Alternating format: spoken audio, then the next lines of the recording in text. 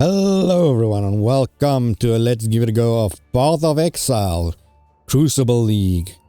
So, I don't know how many of you people know Path of Exile. I think it came out in 2012, 2011, round about there. And I've played the beta when it wasn't pre-release, the beta, with my sister. Back then the game was completely different and it instantly turned into one of my favorite games. And I've played it on and off for a couple of years in the start, but not a lot. And then right about 5 years or so ago, I started playing a lot again. And when I say a lot, I mean I'm just shy of 2,000 hours into this game. And a lot of people wonder why. Why do people spend so much time? If you go on Steam now, not on Steam, on Twitch, you'll see there's thousands of people playing Path of Exile. Why don't people play Diablo? Or why was Diablo 3 not as successful as Path of Exile? Still ongoing, actually. So I'll answer that question as we go on. But let me quickly explain. Path of Exile is a, well, no, not roguelike. It is a action RPG game, as I said, in the style of Diablo or Titan Quest, or kind of a little bit more recent of a game release. And then Path of Exile and Diablo 3 came out right about the same time. It's an online only game, but you can play on your own if you want. And let's quickly log in and create a character. There is different characters. As you can see, they're all there at the back. Create a new character. We'll play the current league. I'll explain the leagues as we go. Actually, you know what? I might as well explain it right now.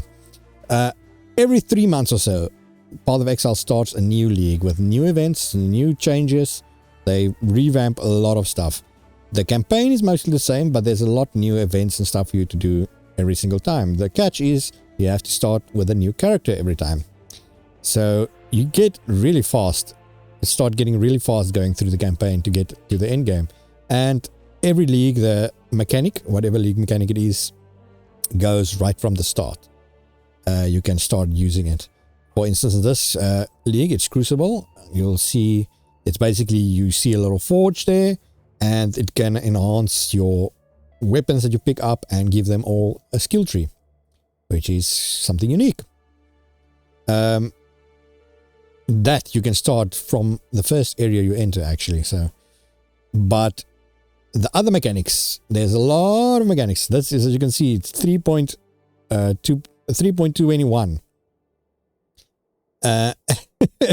And each separate version from 1.0.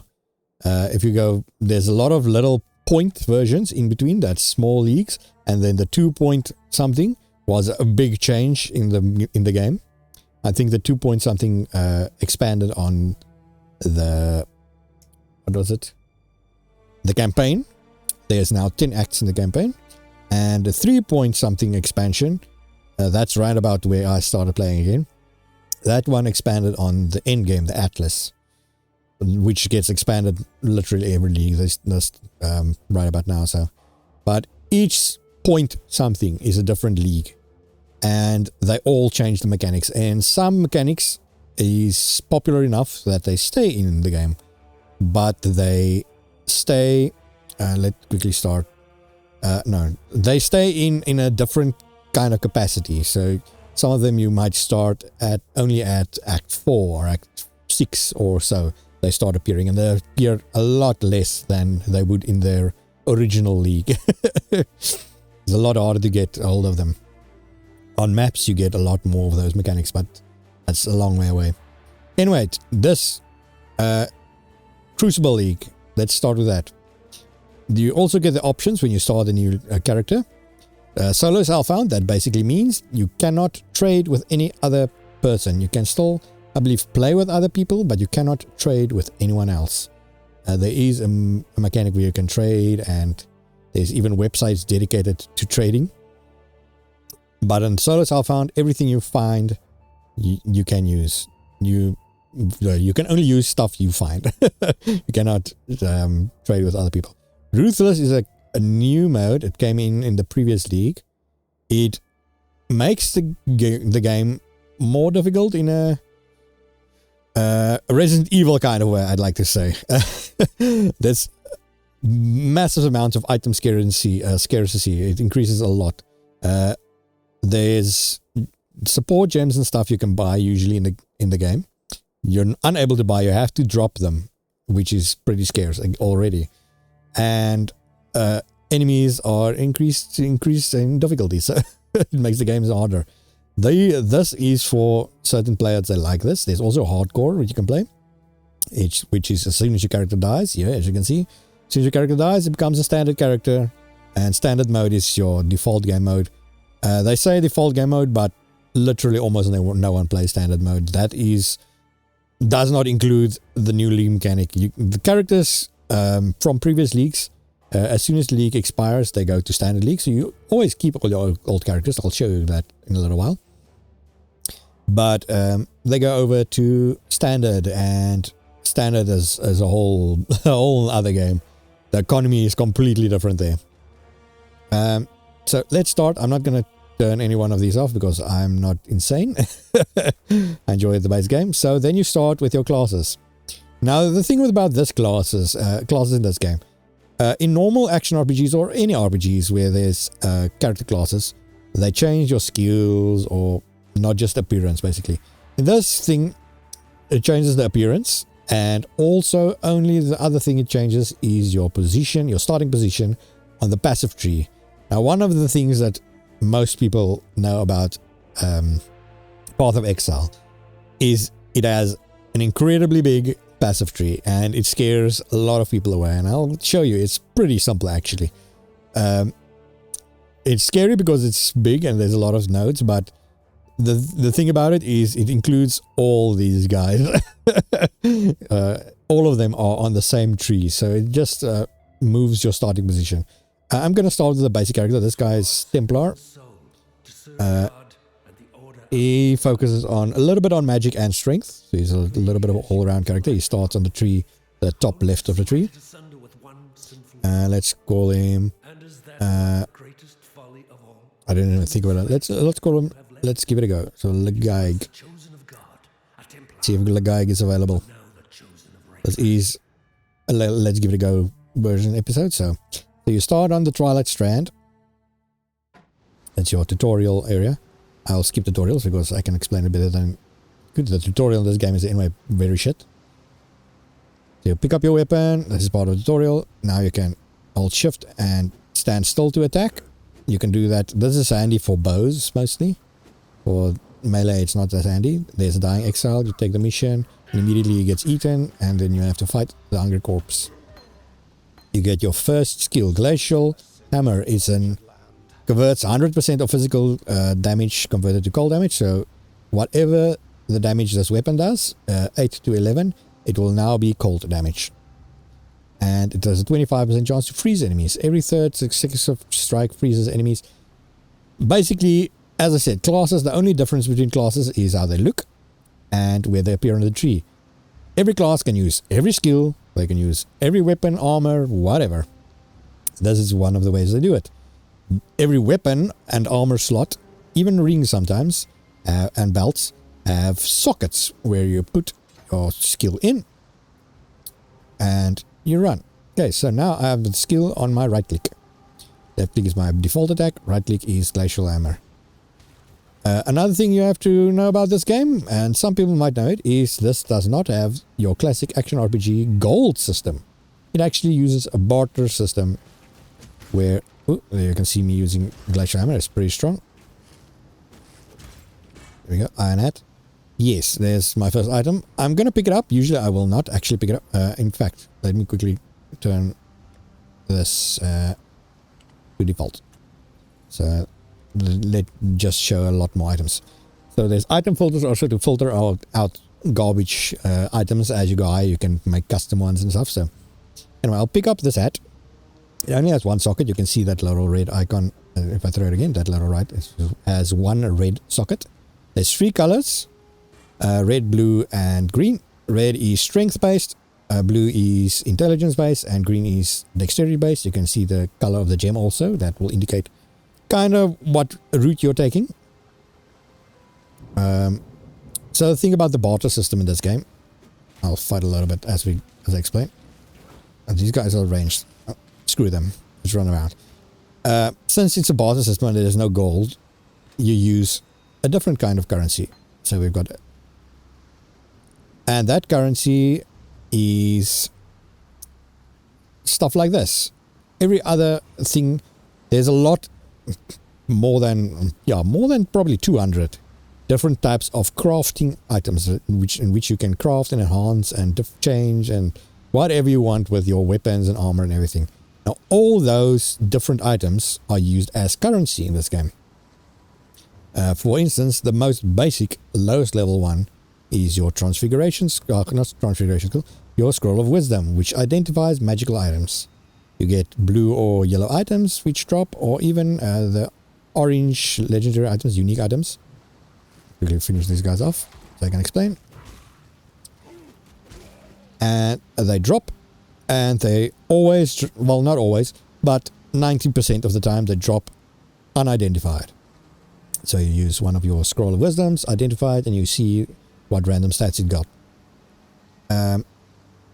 Now let me quickly slot it. Your starting weapon always has the right sockets for your starting skills. This one, Elemental Proliferation, is a support gem. Now you get skill gems, which is this, and spell gems, both the same, they count the same. They are your attacks, or your curses, or auras, or anything like that. Stuff you can actually activate. Socket that. And then your support gem is something that supports that gem to enhance or make it different, change something about it. Now this one, elemental ailments caused by supported skills spread to other enemies in a radius of 12. Supported skills have a 20% chance to freeze, shock, and ignite. So if I put this over here, now I have an increased chance to freeze enemies, and when I freeze enemies, it spreads in a radius of 12 to other enemies in that in the radius. All your skills and support gems can also level up, the same as you. The maximum skill level to level them is level 20, but there's a lot of different ways to get way higher levels. And when you over level them, they get extremely strong. So let's quickly make it off the beach so I can explain the currency system more when I get to my actual chest. I have some stuff in the chest. I've played probably about 20 hours already since the league start. The new league start every 3 months or so, as I explained. And the recent league, the Crucible League, started Friday evening at 10 o'clock. It usually always start on a Friday around about 10 o'clock. That's 10 o'clock my time. I think it is, not sure what time it is, but the developers are in New Zealand. So I think they started somewhere in New Zealand time. Quickly just run around this guy. Got him. Now a lot of changes has been made to the game. The game is not as rookie friendly as it used to be. The start of the game, even the first act, is way more difficult than it was. You're gonna die a lot, but get used to that.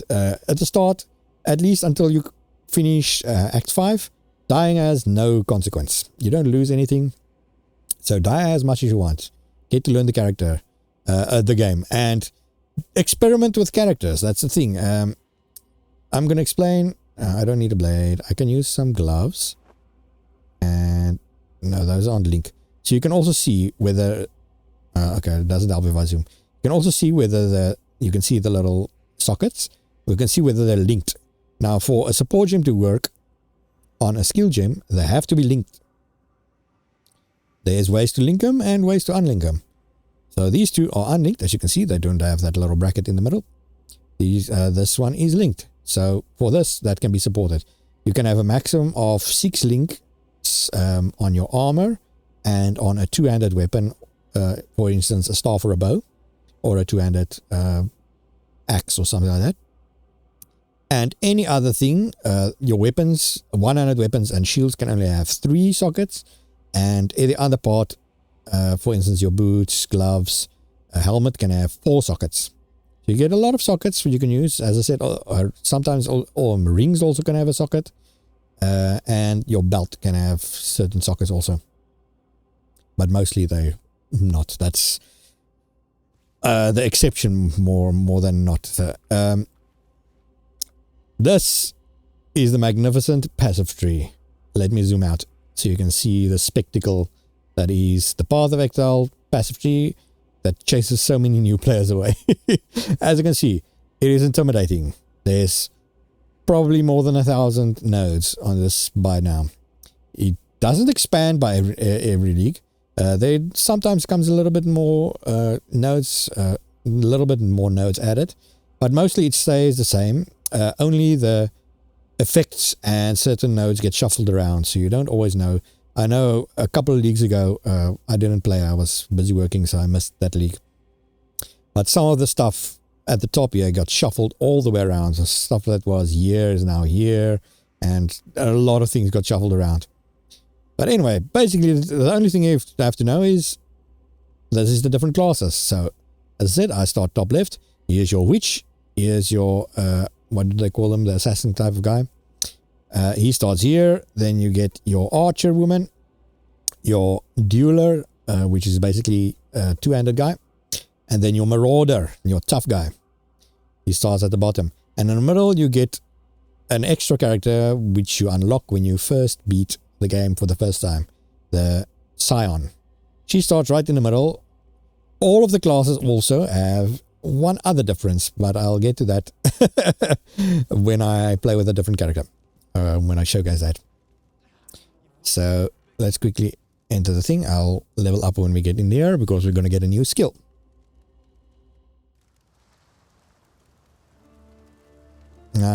This is going to probably be a very long video. We'll see as time goes on, because there's a lot of stuff to explain. You can see someone else. When you get in town, you'll see a lot of other players. You can interact with them if you want, but mostly they do nothing. These guys are wearing a lot of custom pay, not pay to win, but you pay money for this. You don't have to. There's a lot of things you can get without having to pay, but there's no pay to win in this game. It's basically pay to look pretty. That's the only thing. There's other stuff you can buy also, which is actually handy. It's again not pay to win. It's just what do I want to say? It makes your life simpler, and that's the stash tabs. Now, as you can see, your inventory. This is your inventory slot for stuff that you can carry. This does not get bigger at all, ever. You do get a secondary weapon slot inventory, but that's it. This is your weapons. This is your inventory. There's also no sword button, which I'm upset that Grinding Gear games still hasn't updated and through all the damn versions in this. And now you also have a stash tab. Now this is where you put all the stuff you want to save, maybe for a different character, because all the stash tabs are interchangeable between characters, so that's nice. You put stuff in there which you want to store. You start with 4 stash tabs, which is a lot. And then you can buy extra stash tabs. There's a lot of different stash tabs. For every league mechanic, basically, there comes out new stash tabs. The most important one, if you ever want to buy one, is a currency tab. That's needed. Because already I've got 200 Scrolls of Wisdom. As you can see, that's just from the couple of times I played. But they come in stacks of 40. So now imagine you have to hold all these in your inventory or your tab. Your stash tabs, your normal stash tabs. Imagine you have to store this. That's already 5 blocks wasted. Where in the currency one, I can stack up to, I believe, like 50,000. So it goes massive. There's other stuff also which has smaller stacks, like the Chaos Orbs. They come in stacks of 20. What is other stuff? There's certain stuff that only comes in stacks of 10. So this is one of the, as I said, the most required things. But these are the currencies which I mentioned earlier. The crafting equipment. The base economy in this game works on Chaos Orbs. This is basically your, let's take the US dollar for instance. This is basically your single dollar. 1 chaos, let's call it, 1 chaos is $1. Everything this side and this is smaller than 1 chaos. So I think the Regal might be a little bit more, maybe like £1 if I want to use the equivalent exchange, basically. But all of these are basically worth less. They're cents. This is your cheapest one. This one upgrades a normal item to a magic item. So I can use it on... Yeah, this one is already magic. So you can use it on this. You can see this is a little magic item now. You can use this one then, your alteration, which is pretty handy, to reforge a magic item with new random properties. So this, suddenly, let's use one quickly and show you. 13% increase in energy shield and 8 intelligence. How about something different? 30% increase energy shield and 10% resistance, cold resistance and stun block recovery. So you can use that. Then you can also use this, upgrades a normal item to a random rarity. Now this is literally random. It can be magic. It can turn it into a rare item, which is the yellow ones, or it can turn into a unique. The chances are, as I said, random. Augments a magical item with new random properties. So let's take this for instance. I'm going to try and roll it so it has only one thing. Okay, so in every crafting thing, the level of rarity makes available a certain amount of suffix and prefix slots. I think in a magic item you can only have 2 slots. 1 suffix, 1 prefix. And in a rare item you can have more. I think you can have 2 of each, but there's also ways where you can get more. And a unique is completely different, so don't even... that's a whole different ball game. But with this one, you can add another modifier. Boom. So now I have a prefix and a suffix. That's the easiest way to explain this. This one, the Jeweler's Orbs, it rerolls the amount of sockets. So you now have 1, now have 3. And then you get this one, the Orb of Fusing, that fuses randomly the links between it. Again, this is random. One of the biggest challenges a lot of people has is getting a 6 link in this game. So 6 orbs and they're linked. And on average it takes about 1,600 of these fusings to get a 6 link. So you can already imagine that's pretty expensive. I think it's about 12 of these per 1 chaos orb in the currency. So you can think already that's going to get expensive. In the 20 hours I've only had 20 chaos orbs in this league so far. You do get more expensive stuff. There's stuff that's way more expensive. Your divine orb is the most expensive regular currency that they use. I'll say that's about 1,000. No, not 1,000. It's about 200 chaos on an average league. Let's say about that. So if you drop this, then you're already rich. But then you get something that's more expensive. You get the Mirror of Kalandra. Now, to explain just how rare and expensive it is, if you drop that, and I've never dropped it, basically you can retire. That's an instant retire. You can buy pretty much anything in the game. It's about worth, I think, about 400 or so of this, the divine orbs, which, as I explained, is about 200 each of the chaos orbs. And yeah, as you can imagine, that's insanely overpowered. So let's hop back into the game. There's also exotic currencies which are league based, but anyway, I can see if I have some items I can use. So this is my tab for the unique items. As you can see, there's a lot of unique items. They are orange brown color, and you can build complete. You can build your character completely around your unique, or your weapon, or your skill. That's usually how you start your build. So when you build your first character, I always tell people to just go with the flow, build as you want. So let's do that now. I start here. For my Templar, I have 2 points where I can start. I can either start with 14% maximum life, with a 20% increased mana regeneration, which is pretty good. Or I can increase my damage by 14% and my maximum mana by 14. Now immediately you can see this splits up into 2. Each one of these. So now you're going to divert already.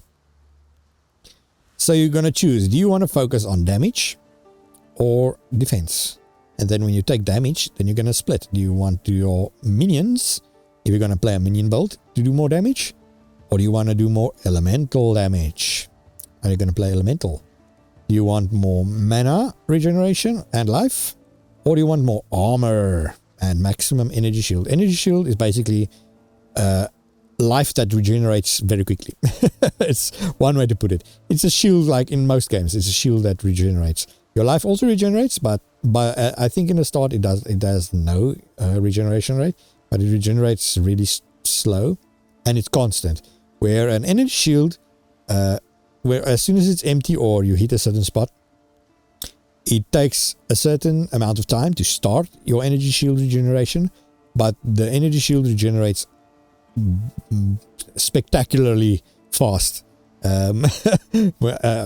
as opposed to the life, which takes a lot longer. Mana also has regeneration. You can even life leech and mana leech and energy shield leech if you want. So energy shield is one of the armor types in this game. There's 3 base armor types, I would say.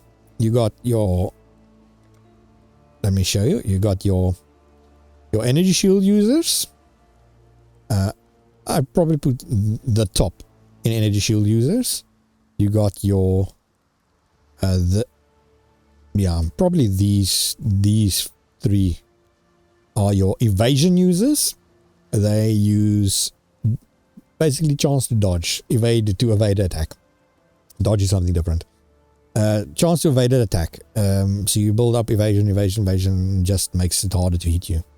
So the enemies have to be really accurate to hit you. Then you also have your armor users, which is just, as you can think, normal armor. It's just a damage reduction, mostly to physical damage. There's different type of other stuff, but if you have high armor, then you get a lower physical reduction, where other things, elemental damage reduction is a completely different thing, elemental resistance. That you can get on any armor type. You also get chaos damage. Chaos damage is one of the so-called elements, because you get fire, lightning and ice, and then you get chaos damage. Chaos damage is, imagine poison. Poison is a type of chaos damage. It's usually damage over time, and it bypasses your energy shield. So if you are an energy shield build with, say, like this, 73 life, but you got 1000 energy shield, if you do chaos damage, it's going to bypass all that 1000 damage and immediately attack my life. And that's not good. So it's dangerous to build energy shield build without having a high chaos resistance. Let's hop into the game and actually show some gameplay, right? So what am I going to take as my first skill? I think a smite is lightning. Yeah, physical to lightning.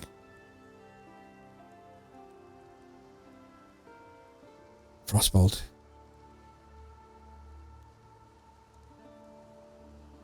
Yeah, let's take smite, because it's also a red skill.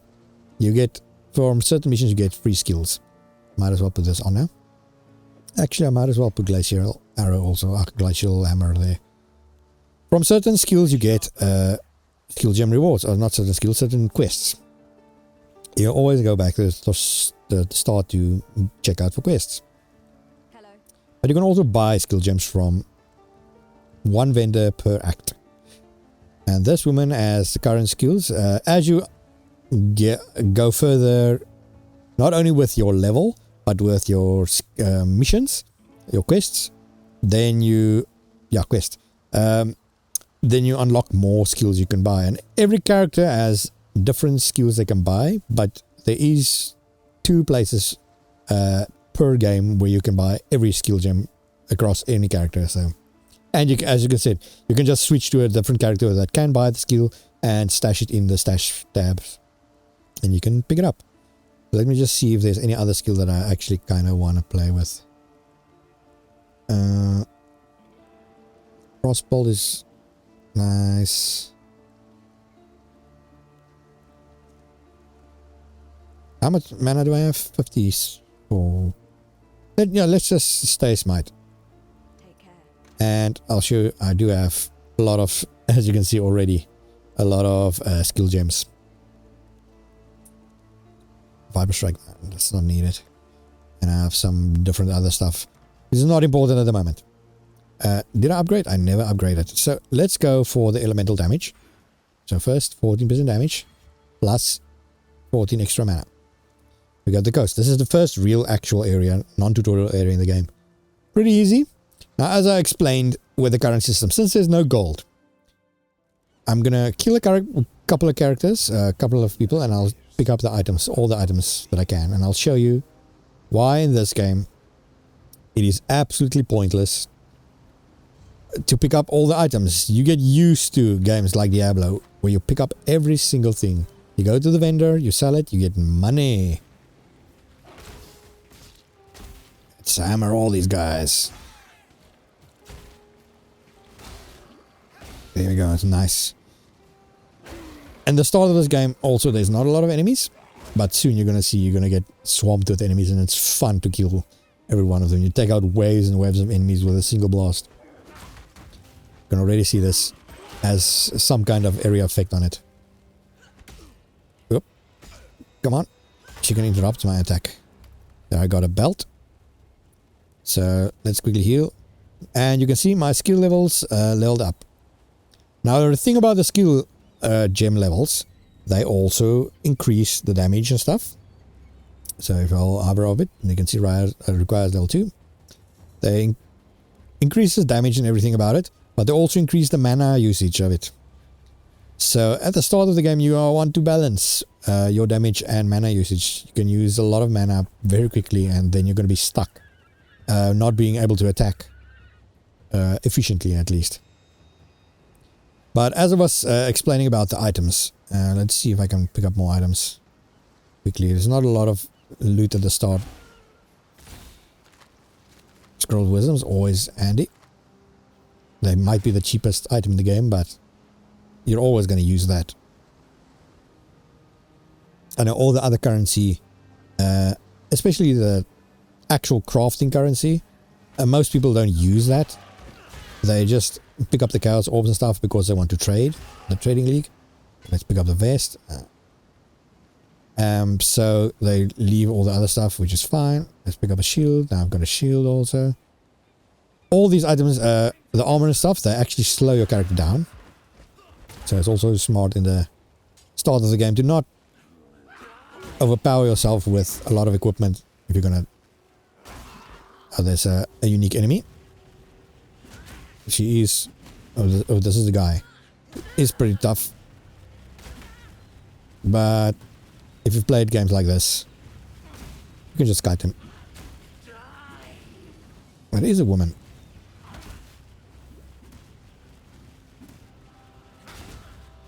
There we go. As I said, you can just overpower them pretty quickly. So I'm going to pick up all these items. And you do have ways to get to the base, to the city quickly. You've got portal scrolls. Unfortunately, I have none of them with me now. And also ways to move quicker. But as I said, this is the start of the game, so I've got none of that now. Let's quickly run all the way back. It would probably have been faster to go move further. There is a waypoint here at the end where I can just teleport back. Also, since this is an online game, there obviously has to be instances of every map. Otherwise, people are going to play on the same map all the freaking time, and they're going to steal your loot and everything. Pick up everything. So yeah, you want to play on different instances. This game does have instances, which is good. So as I said, you can play on your own perfectly fine. In fact, I enjoy mostly playing on my own. I watch a movie while I play this or something like that. I watch some Netflix. Let's go to Lion Eyes Watch. But you can say you want to farm a certain area, which is something you might want to do. Before I continue, let me quickly show you the selling of items. So I've got all these items. Some of them magic. It's always just good to identify the items. You get better currency. I'm going to sell all of this. In fact, I kind of want to swap these two. Let's quickly swap it. Because that one is a 3-link. Oh, it's a 2-link. But whatever. And this is a better It's a club. It's not a staff. Okay, no, it doesn't matter then. Yeah. Let's sell all of this. And you can see why it is absolutely pointless. Sell all those items and I got a single scroll of wisdom. Which is, as I said, the least worth of anything. You get, pretty soon you get these guys. Let's say, this is a blacksmith whetstone. It improves the quality of a weapon, and quality of weapons and armor increases the damage and armor type of whichever base it is. Now I can sell one of this, as I said, which I get pretty soon, and immediately I get 4 scrolls for that. So that's already improved my life a lot more. So that is why it is pointless to pick up every single item. And that's why you always, you also get item filters to filter out shit like most of that white stuff. Let's go to the coast. And hop right in. Now there's 2 different paths I can take there. Now if you know the game already, you know you're first supposed to go to the Tidal Island. There's a medicine chest you have to go, as you can see the mission. Then you go up here. But since I've played a lot, I know certain things, certain faster ways to do stuff. Gonna go here. This area is brutal for first time players. Because these guys, they charge you and they stun you.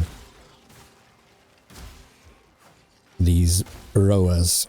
There I got my a skill gem, Sniper's Mark.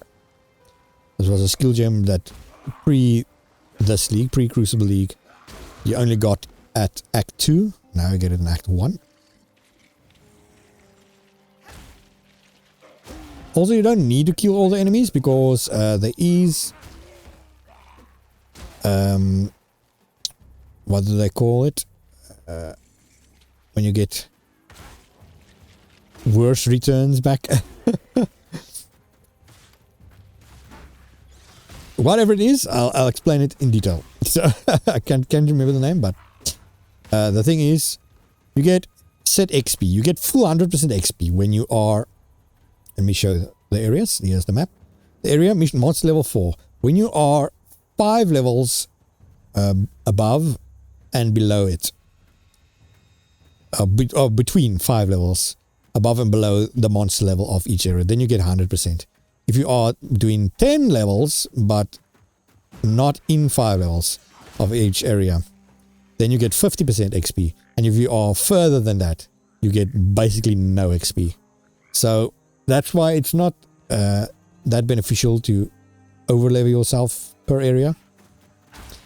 And if you are fighting every single enemy in every single area, which is another thing, another reason why you might want to do areas over and over again. As I said, there are instances, so I can show you how to reload an instance in a minute. But basically the gist of it is you can overlevel yourself and get absolutely screwed. Where you do not get benefit of XP later on. That's why speedrunners, they run this game so precisely, where they stay just in that 5 level limit. They kill exactly the same amount of monsters in exactly the same amount of runs. They can complete the whole 10 acts in 5 hours, where it takes me about 2 days to do it. So if I'm quick, I can do it probably in about maybe 10 hours, but then I'm gonna rush and have a difficult time. I leveled, that's that beam. I got 2 levels already. What was I explaining? Oh yes, that was, as I said, you do not want to overlevel. But it is fun, especially if you're a first time player. Kill everything, have fun, do whatever you think is right. It's most likely wrong, but do it. The first time, always play the game so you can enjoy it. And then the second or third time, you create a character. Then go look up a YouTube video on a build and just follow the build. Most builds, especially on YouTube, they take a lot of currency, but you get some cheap. Just look for really cheap builds. Just search on YouTube for really cheap builds. Some of them are so much fun to play, and it's gonna make your life so much easier. You also get tutorials on. There's a Path of Exile player, a really famous Twitch streamer called Zizaran. He has got a Path of Exile College that he updated a couple of years ago, but I think he updated it more recently also in the previous league, where he explains how everything works, how all the damage is calculated and all that stuff. He also did a new playthrough run with the current speedrun record holder, Tai Killer, where they also explain to you why you do certain things, because the map layout in this game is not always the same. It's not like Diablo or Titan Quest, you can remember every layout. There is certain similarities between all the layouts of the maps, but there is, of most maps, probably about 5 or to 10 different layouts it can have, and certain things stay the same always, so that you know where you're going, but other things change completely. So sometimes, like this, entrance might be here and you need to go straight this way. Other times you need to go down, like now. Other times you might need to go up and over. So it's completely random and everything. If you play it long enough, you know most of the layouts. But every so often they put in more layouts just to mess with us again. So, but that's why the speedrunners, they can explain everything. As I said, it's really nice to go just look up everything. Explore all the mudflats. Did I collect all the eggs? Let me quickly check. I've got 1, 2. I only got 2. I need 3 glyphs to open that. I really wish I had a movement skill now already, so I can move a little bit faster. I should probably level up so I can do more damage. At the start, what me and a friend often does, before we go look up a build, we just start leveling a character. There is ways to undo your passive skill trees. There's a currency called an Orb of Regret, which gives you 1 regret point, basically, where you can undo a currency, a passive point on the skill tree. But basically, what we do is we run around, do the first act, and just level up how we want with whatever character we want, and then we go look for a build online and see what do we want to play now. Do we want to play something different? Do we want to play something we're used to? Much fun. I'm also going to show you this current league's mechanic pretty soon, but it's really difficult, so I'm going to sustain in a little bit on that, just so I know I'm sure I'm going to be able to survive the first one. Where's the final egg? See, that's why you need to know the layout of the map. It does show on the... Yes, I always play with the map overlay. You can just press tab to get the map overlay. Always play with the map overlay so you can get a bigger picture to know exactly where I'm going. Especially when I'm trying to run very quickly. But I do know for the video it's probably not fun to see that damn map on the screen all the time. Okay. We just see nothing yet. Get more zombies. You also get different versions of enemies, as you already saw that one enemy was unique. His name would be Orange. You get your normals, which is the white names. They're easy. Most of the time you can kill them in one shot. You get magic monsters. They have one sort of ability, which is random between enemies. All enemies can have whatever ability, but it's random. It can be, say, a life leech or extra regen, extra health, and a strong energy shield. Pretty much anything. Then you get your rare enemies. They're strong. Some of the rare enemies are stronger than some of the bosses in this game. Wait, do I have everything? Yes, I've got everything. My god. Yeah, some of the rare enemies are way stronger than some of the bosses in the games. And then you get your unique enemies. They have certain abilities. They're basically mini bosses. The rare enemies can have a lot of abilities, and that's how they get so strong. But they're also the enemies that gives the best drops. Unlike games like Diablo again and Titan Quest or so, where most of your rare drops come from bosses. In this game, only the end game bosses get rare drops, or get good drops, I'd say, when you get to maps. The basic bosses drop barely anything. You get a lot more items from normal enemies. So let's go more damage, and I can go for minion build, but I don't think there's any strong minions yet. So let's stay with my current skill for now. Go elemental damage. So not in every area, but in most areas there's waypoints. You'll see if it has a little hollow hole there, that means there's no waypoints. If it has this big blue one, it means you got the waypoint. And if it has a tiny blue one in, it means you've been to that area, but you haven't discovered the waypoint yet. So we're underground now. I think in this area I'm going to do the league mechanic if I can find it. Now this is one of the maps that is extremely different every time. So you almost always or almost never know where you're going. But there is one physical mark or physical way to tell exactly where you're going. Or if you're on the right way at least on this map. So let's see if I can find it. It is very dark. Which is unfortunate.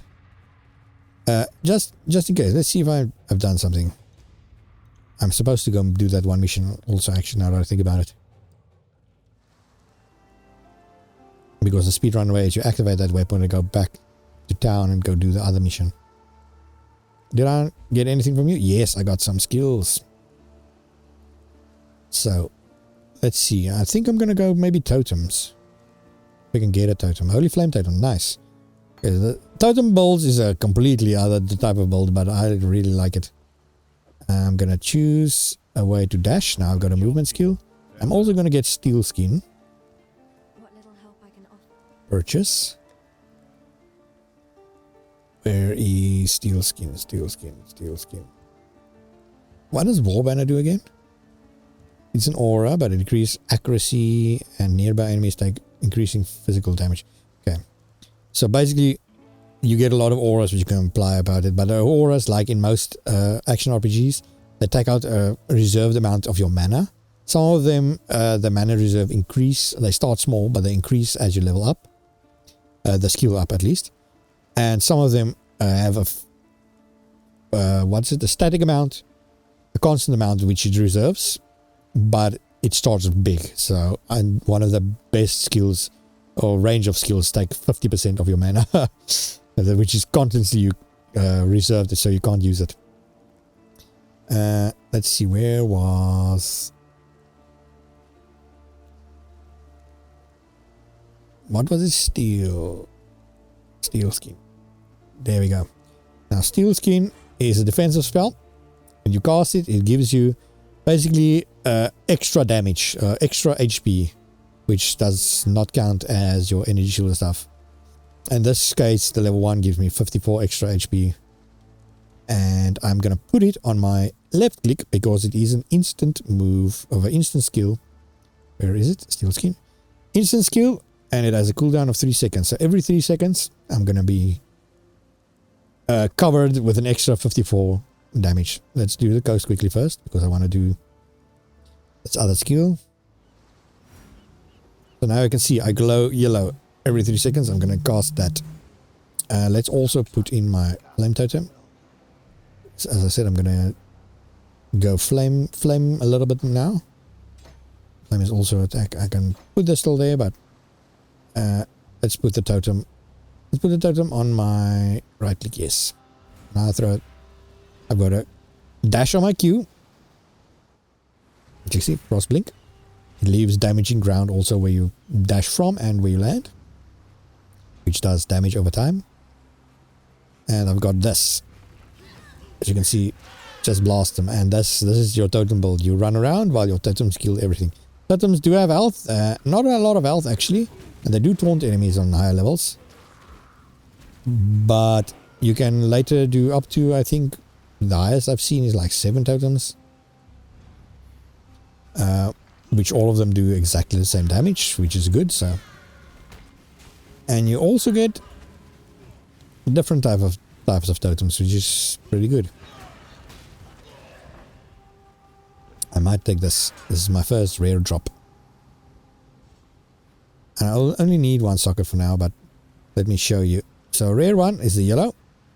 It has a lot of stuff, as you can see already. So just because it has a lot of stuff doesn't mean it's good. always read. At the beginning, you're not going to know what any of this means. But when you start to get used to it, just read, because some of the stuff is pretty useless. Reflect 2 physical damage per melee attack is almost negligible. There's another way to find out just how good it is. Every item is tied to an item level. The item level depends on the level of the monster you killed. So this is a level 3 or 4 item area. So it will be an item level 4. Yes, item level 4. And every item level, every items with item level that low can only roll a certain amount of these values. They cannot roll the massively high values which you get in later games, or later in the game. So you can hold Alt and check the tier. The lower the tier number, for instance, tier 1 is your best tier of stuff. Tier 12 or so is by far the worst you can get. So that's one way to see if it's actually any good. And then you only check if it's something that you actually need. These guys are blue monsters. You can see they do extra fire damage. So at the moment I'm not resistant to fire, so I'm just going to kite around them. Slowly wait for them to die. There we go. And level. So now this elemental damage that I do actually helps, because the totem does 1 to 4 physical damage and 2 to 5 fire damage, which sounds not a lot, but it does it very quickly. You can see there the top DPS is 24.6, so that adds up. So what I'm going to do now, another way to quickly, do I have a portal scroll? Yes, you can use a portal scroll. It takes you back to your city. And in the city, it appears there. You can use the scroll back of, this portal back once, then it disappears, and you have to use another portal scroll. But it's handy, and I think I teleported too soon. Or did I not pick up the main thing? I did not pick up the main thing. I'm an idiot. I'm definitely paying attention now. You'd think with almost 2,000 hours I'd know what I'm doing. Yeah, I'm only at the beginning of the area. What am I doing? There's a certain boss here you have to kill. Let me just put one there. With the totem, it's nice because you can put your totem down and it will still kill the enemies while you're going. So you can move on. Just see, where am I now? Looking for the sunken ship. Here we go. There we go. That's the boss, Hailrake. As you can see, has a lot of damage. But he should not have a resistance to fire. He should have a resistance to ice though. If you're currently playing with ice, kill this guy would probably take a lot longer. But there is ways to inflict weaknesses on them, so take away their resistances. And he's dead. There we go. The medicine is the green... is the... what I want to say. The mission item. There we go. Mission items you cannot store in your stash tab, but that doesn't matter really. I've got an Ire ring. It's my first ring. So, doesn't matter what it is, I'm going to put it on. I think I also got... yeah, I got an amulet. This one is a little bit better, but both of them are normal. So I might as well do this. Use this to turn it into a magic item. And immediately it's better. I only got 2 energy shields from that, but as you can see, my energy shield is already at 8 now. Now I'm going to cast a portal again. Go back. Give that mission of, receive the reward for that mission. There we go. I get the Quicksilver. I always take it because it speeds everything up. So, what little help I can... Medicine chest reward too. Oh, I get a skill. I get something else. Okay, so let me see. What do I want? I think at the moment I'm going to just take Arcane Surge. Now, I haven't explained Arcane Surge yet. But it's something you usually want. It helps speed stuff up. Well, basically what it does is, after using a certain amount of mana, which increases as the skill gem level up, you get increased cast speed and increased mana regen and a little bit more damage.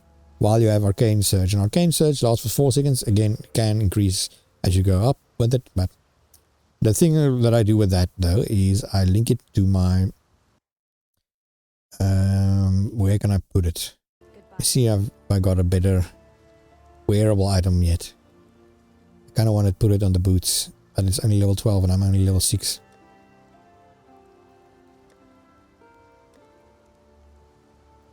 No unique run that I can use? No. Okay, let's check in the shop.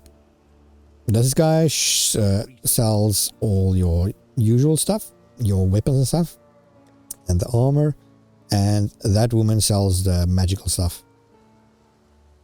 When you see an item like this with a linked red, blue and green socket, you can always buy it or pick it up, because that's one of the only items which is worth more to sell than any other things. There's certain items that you can sell for a certain amount. That is one of them. I'm gonna buy this armor purely because it has a double blue link, and I need that for the skills I'm gonna link now. So let me show you. If I go to Nessa, I sell. Let's just sell this. If you sell these links, so you can see this one is only worth one of these. But if I sell this, I get one of the chromatics. And chromatics, they reforge the colors of your sockets. That's not expensive, but worth at least probably 15 or so scrolls each, so if not more. So, and I got 2 of them already. We are blessed. So let's just store those currency, and I always keep my scrolls on this side, so I know exactly where they are.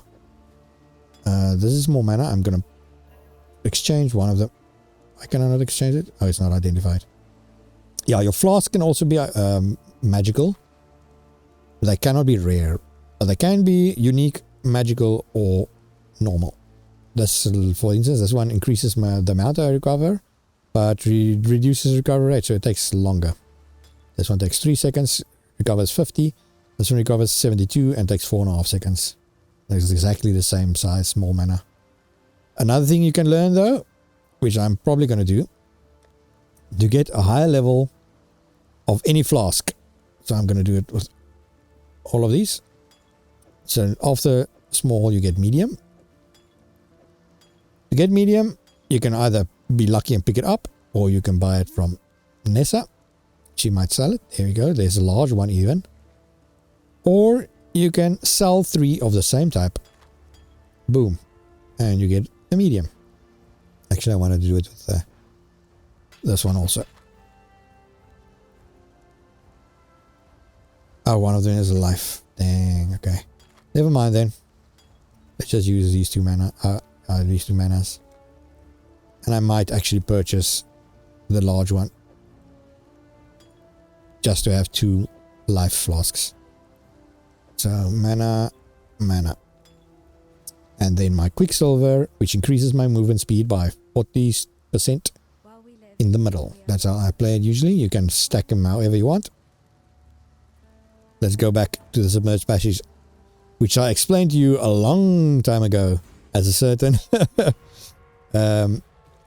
characteristic that where you can identify exactly where you are approximately in the map. Let me just run around. I really don't need to kill these guys. In fact, I might just use my Quicksilver and run past them. And use a little dash. Just so I can get somewhere where I know where I am. Because as you can see, this is a complete and utter maze. Now, here we go. This part is the part that I mentioned, where you can tell exactly where you are. Just quickly get rid of these guys. See, there we go. There's another 3-linked item. A 3-link red, blue, green. I'll always pick that up. So, when you get in this cave, the Submerged Passage, there's always one long bridge in it. If you take the bridge, you go to the next area where you need to go to further in the campaign. But before that area, there's also another area where you can go, where you do a small little mission. You have to kill a certain enemy. Might as well take this ethereal knives. It's a pretty popular skill. Now, what I usually do when I get here is I put a portal there, go further, the next area, to the next portal. Waypoint, I mean. Just put that there and kill those little guys. Because the next area shouldn't be too far from... Come on, go up. Oh, that was a dead end. That's why it wanted me to go down. The next area should be around here. You'll see the orange doorway somewhere. There we go. See the orange doorway on the minimap at the top. The ledge is the next area, and in the middle of the ledge is a straight... This one you cannot get lost in, the ledge. It's a... Well, not a straight, but it is a one-way road, basically, on the ledge. You can just move your butt. And in the middle of it, there should be a waypoint. These skeletons are also pretty easy targets, so I might as well take them out.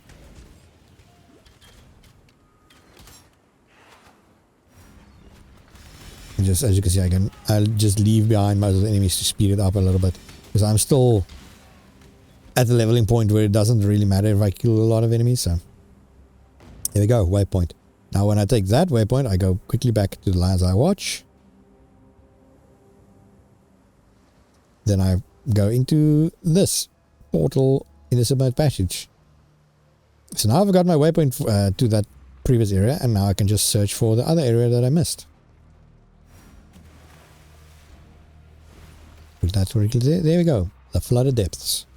Over here I have to kill a big crab. That's the best way to put it. A giant crab thing.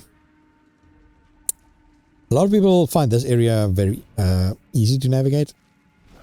I always get lost in this and I almost explore the whole area every single time. Oh, there we go, level up. These things were added in one of the earliest versions of the game. Just quickly get rid of all these guys. There's another medium mana flask. These type of shrines. Now, there's a lot of different ones of them. Some of them you only get in endgame. But all of them do something. Like this one attacked me while I was using it. But as soon as I activate it, now I get lightning. All of the enemies are shocked, so they take extra damage. And then I can just run around. It lasts for 30 more seconds, so it's quite a while. Okay, this is a perfect area where I can actually explain the league mechanic. This is the Crucible mechanic. I'm probably going to lose because my turret, my totem is not that strong yet. Let's see, I do get a big node now. Yeah, that's a 15% increase, so might as well. So what you do here, I'm going to use it on my shield. Since the shield has a lot of stuff, you can either enhance your weapon or your shield with the Crucible. What it basically does is you click and hold and it spawns monsters. While the monster spawns, this bar goes up and up and up and up. The more monsters you spawn, the more difficult it becomes. But the closer you are to unlocking the next node in your weapons or shields, in this case, passive tree. So this one, I think I'm just going to go full out. I'm probably going to die. Actually, let's stop halfway. That should be fine. Let's throw that totem down and hope for the best. You can see a lot of enemies spawn. They're a lot stronger than your normal enemies. That's why I waited till now. I'm probably still a little bit under-leveled. But you can do this from the start if you're brave enough. You can see they have a lot of health. I think I've only killed a couple of them. Most of the time you don't need to kill all of them. And if you die, they stay there, so you can just come back and try again. There we go. Come on, come on, come on. I just realized I haven't explained the Flask system all this time. Again, unlike normal action RPGs, your ARPGs, you don't have like if you get a potion like that, a magic potion, it doesn't use it and then it's gone. Every one of them has a certain amount of charges. For instance, I can, if I can get time now, if they give me a little break there. So you can see, for instance, this use 8 of your 28 charges per use. So each of them you can use a couple of times, and killing enemies gains more charges. So this is the only potions I need. I never need to buy any more potions. That saves, again, a reason why you don't need gold. Don't need to buy potions, stack up half your inventory full of potions. So there's one more of the enemies left, and as you can see, the light went out, so it means it is done. The ritual. Now I still only unlocked half of the node because I stopped earlier, but I'll show you soon when we get to the next area what that has done for me. So when you see on this area, when you fight on the way to fight the big crab, and you see the big crab actually jumping out of the water to attack me, then you know you're on the right way. Obviously, do not stand close to the big mother, so they can just kill you in one shot. Here he comes. So he should be pretty easy. I think he only has a couple of attacks that he can do. In fact, I'm so brave, I'm just gonna upgrade my life while I'm doing it. So as you can see, my life is already at 163 when it started at 73.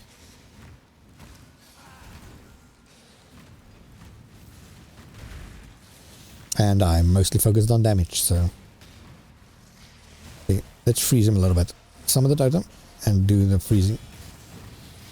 Do some attacks between also. Just take him out. There we go. And there we get more rare items. Now, again, unlike all the other games, just because it's a rare item doesn't mean it's actually useful. There's a lot of rubbish. What you want on your armor and your helmet is mostly health, especially in the start. So you look, this only gives 10 health. Usually you want about 30 on your armor and about the same on your helmet. I still didn't swap in the arcane, so there's no freaking wonder. Let's swap these two. So now they're linked. These two should now work in tandem. So every time I frost blink, which uses 12 mana, arcane, I should not have leveled it. Arcane now need 17 mana. So every second time I frost blink, so as you see, there's nothing yet. If I frost blink again, now I've got an arcane surge. Then I do extra damage and attack faster and everything. So anyway, I just beat this guy. So now, what I usually do, you can use a portal to go to the town, and that's easy enough. But what you always also can do is just exit to your character pool. Doesn't cost anything, just go back, and boom, you're in the city. Cost you nothing, and it's very quick. I got a passive skill book tree of book. So this you just right click, and it immediately gives you another skill, passive tree skill. Might go for more health, so now I'm gonna have a lot of health. Yeah, 213. That's a big increase there. Let me just see. I did lock some more skills earlier. I'm looking for spell totem. There, spell totem between these? No, not yet. Not yet. Let's continue on our journey on the ledge. I think I'm going to go to the first midway boss, and then I'm going to show you how real characters play when you get to the later game.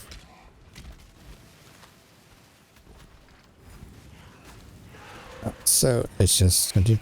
Actually, now that I think about it, as I said earlier, I don't need to kill these guys. They're pretty easy.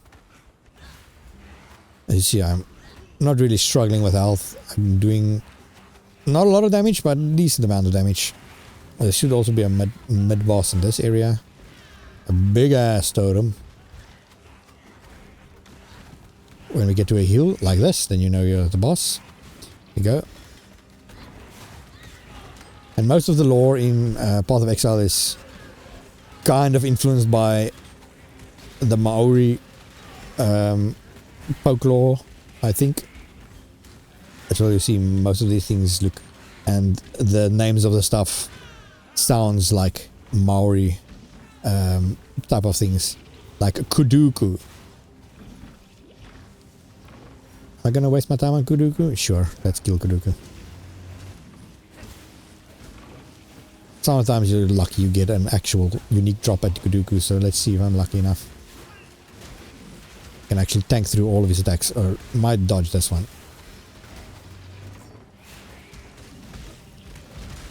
There we go. Nope, nothing useful. I do need a new weapon. When you play a melee character, you need to keep your physical damage, your weapons updated all the time. When you play magic though, only a little bit at a time. You don't need to upgrade every 5 levels basically. So while they're busy, I'm gonna fully complete this upgrade. So I only need a little bit more. There we go. I only need to summon these couple of monsters. Just break them to pieces. There we go. It's completed the ritual. So now I've got my first node on my weapons passive tree. I do not want to upgrade Arcane Surge further.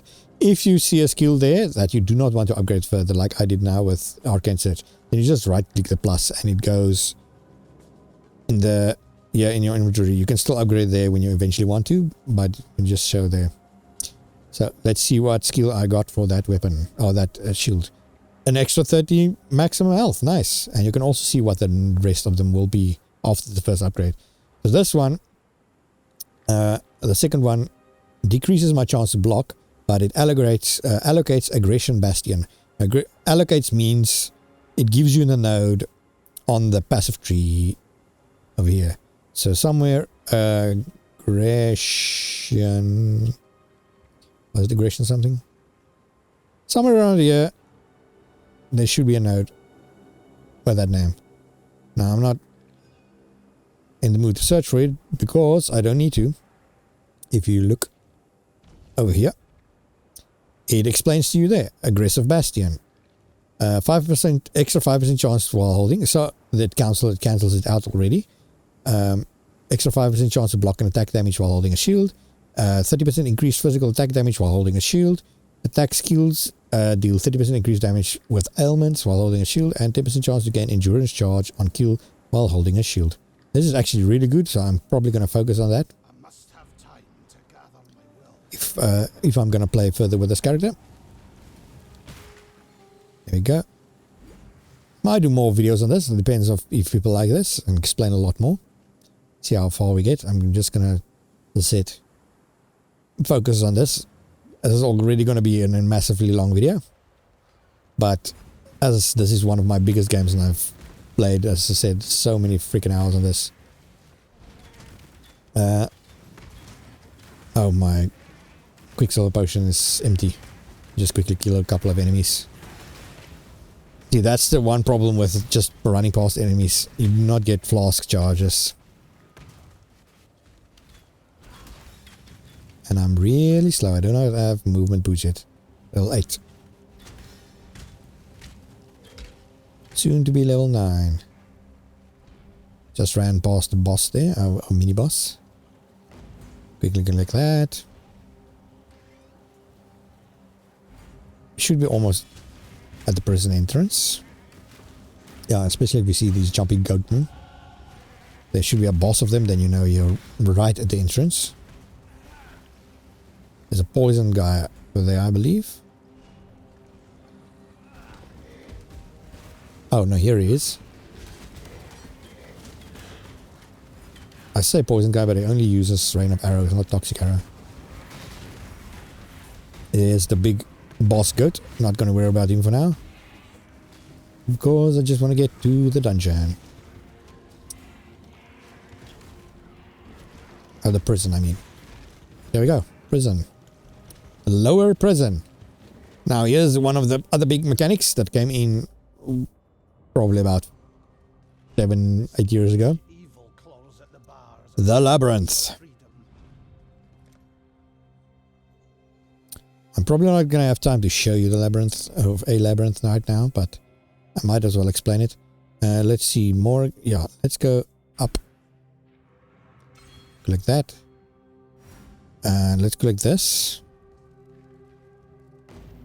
Quickly go check if there's anything new here.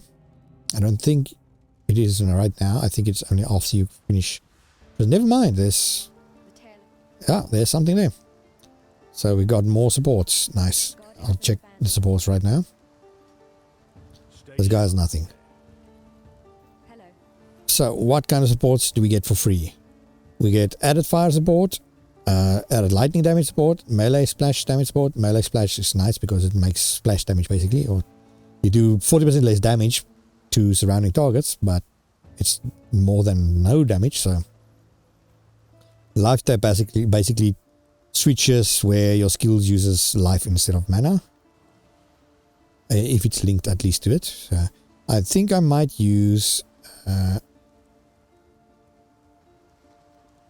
combustion because it lowers the fire resistance of enemies. Actually, no, because I'm gonna do something else, because I'm pretty sure I've unlocked Spell Totem. One of the mechanics you can use in this game, again, there's so many freaking mechanics, is already as I showed you, we've got totems, which is fine. But if you use spell totems, you take any one of the other spells in the game, link it to a spell totem, and then your totems cast that spell instead of you. So what I usually do is there's a lot of different spells, which is pretty handy. I think probably the best one at the start is Spark. Yes, let me see. I don't have Summon Raiding Spirits, right? Let's just use the Spark one for now, just to show. Spark is there. Got blue. I don't need combustion. So now I need an extra link. That's the only problem. So now this is already a 2 link just to use the skill. So let's see if I have something in my stash that I can use right now. No, nothing yet. And this is something. But there is a certain currency you can use. Here, let me just clear this. This currency removes all magic from it. So this it removes the rarity completely. Actually, I might use it on this one. This one has more armor. I don't need the energy shield. So let's quickly, to modify an item, you need to remove all the sockets. So let's quickly scour it. See, now it's a plain one. Then I'm going to enhance it, give it a little bit more value with the armor scrap. Improves quality of armor, so you see the quality improves. Now already went from 84 to 108 armor. Improving the quality also improves the roll chance of this.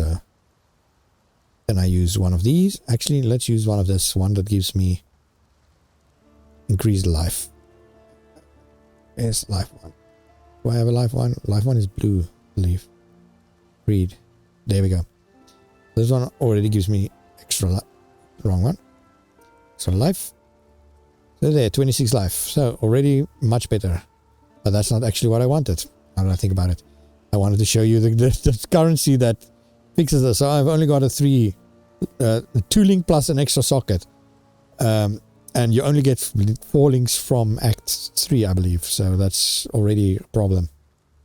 But you do get a certain orb of binding, which upgrades a normal item to a rare item rarity, and also with 4 linked sockets.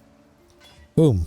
Immediately, I've got a double red, double blue armor with... it's terrible armor, but at least it's link. So now I can put my spell totem in there. Put my spark right there. I can... Let's see, what do I have also? Elemental proliferation. I don't know if spark causes shock, does it? I don't think it causes shock. So I don't think this is needed. I'm going to keep this right there. Because I can still use that totem. But I might actually put combustion on it. Okay, never mind. I need to find a link for these two also, because I need Frostblink. So far, I might as well just put it there. And then let's quickly check in this out what other support gem I can put. So you can just type in support, and then you can see all the support gems. So what's something that that's going to help me? You can check at the top there, supportable skills. If it shows the tick, it means it's going to be able to work with that, but some of them obviously is terrible, so you don't want to actually use them.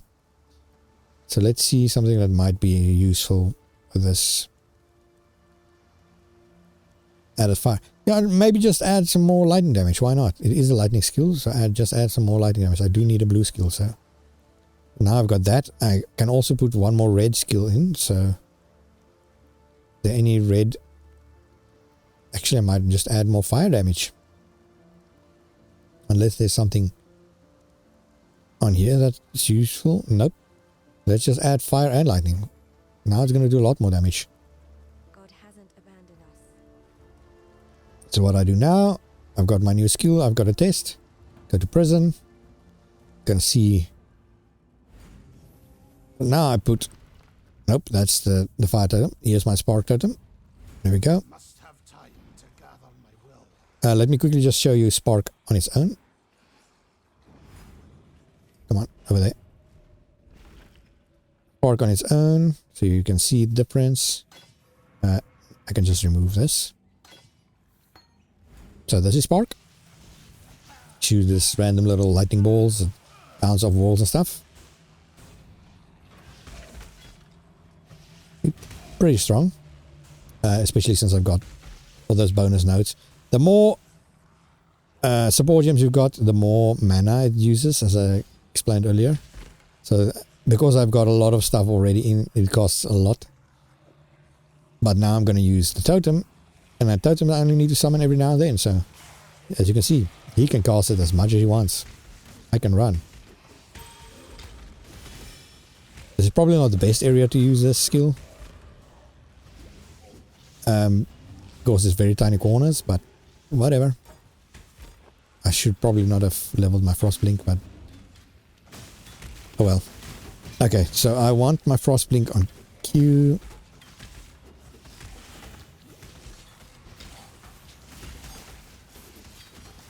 And let's just put the fire totem down quickly, because I need to focus on what I'm doing.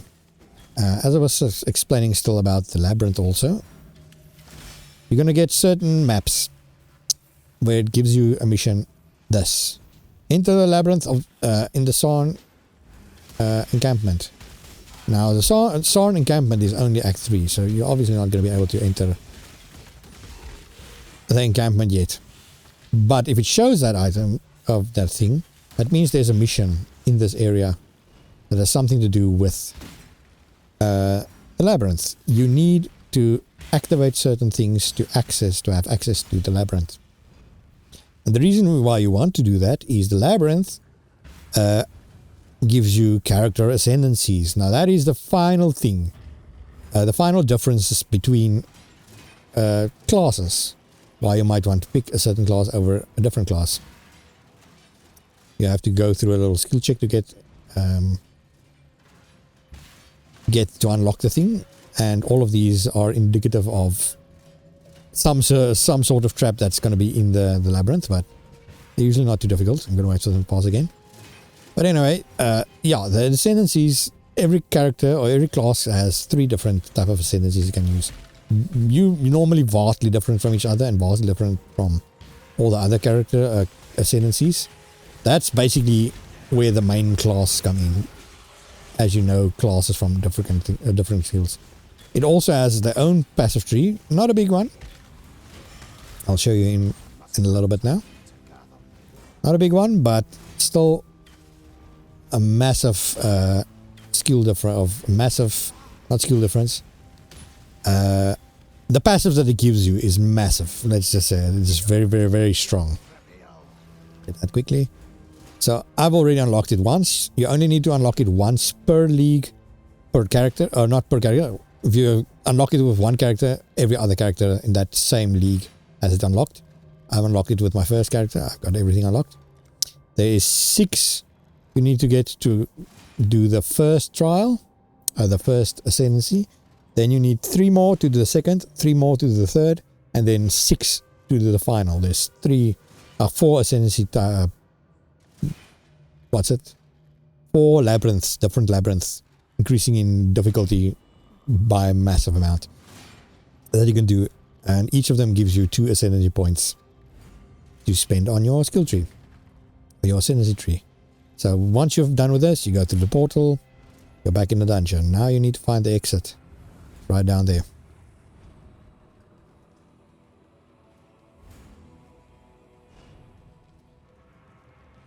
And let's see quickly how fast I can get there.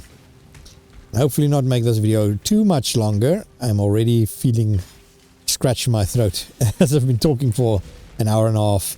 But that's just how passionate I am about this game. This is kind of the reason why you see shorter videos from me from around this time usually. Because I'm mostly playing Path of Exile every single night. Use Spark. There's a lot of enemies resistant to Spark by the looks of it. Let's just use the fire for now. Let's run, go to the upper prison. Got 1 skill point left. It's gonna give me another big node, I think. Yes. Am I going for 20% increased spell damage and crit chance, or elemental resistance and elemental damage? I might as well do this because 24% and 20%, 24% is obviously more, so this is mostly elemental damage I'm doing. So again, this is basically a big labyrinth, even though it's not the actual labyrinth. There is a labyrinth in this game, but there's a lot of maps like this. You're just running around, and that's why your first couple of times you play this, take your time, don't feel rushed. Kill everything, loot everything. Don't pick up everything, please. That's something I'm gonna be again be against. As I already explained, it's kind of useless. But yeah, play the way you want to your first time. You are going to fail your first time. Your character is probably not going to make it past Act 6. If you're lucky, you're going to reach Act 6. If you don't know a lot about this game at least. But that's the fun part. The best part of this game is just making a new build, learning from your mistakes, and seeing how I can improve. That's why speeding through the story, the campaign gets so much quicker as we go on. You can see I'm just skipping most of the enemies. Just looking for the boss door now. I'm just looking for any orange indication. And those are dead ends. Maybe more down. Keep pressing the wrong button because this is supposed to be this. This is supposed to be my light spark totem. There we go. Now I'm right. Ah, there we go. The Warden's Quarters. Here's the boss. So this is the Act 1 midway boss. This guy is not easy for first time players. Your answer's here, heretic. And that is something that the developers actually sprung on us recently also. They changed the spawn location of this. So a lot of people got a fright when they're running, because usually this whole section, there's no enemies in this part. Boss was in the second section. So you run to the final section. You're gonna see the door somewhere around here now. And then suddenly you just follow this blood trail. That's the easiest way, by the way, to find him. And then suddenly, I think it was a couple of leagues ago, this guy finally appeared right here. It was never anywhere close to this. It gave a lot of people a fright there, but I'm just going to focus now just not to die from this guy. Best thing to do is if you're playing a ranged character or spellcaster, stay away from him. If he does those bashes, you can see he almost ruined my totem immediately. Yeah, look at that, it did kill him there. Let's see, do I do 4 more fire damage still?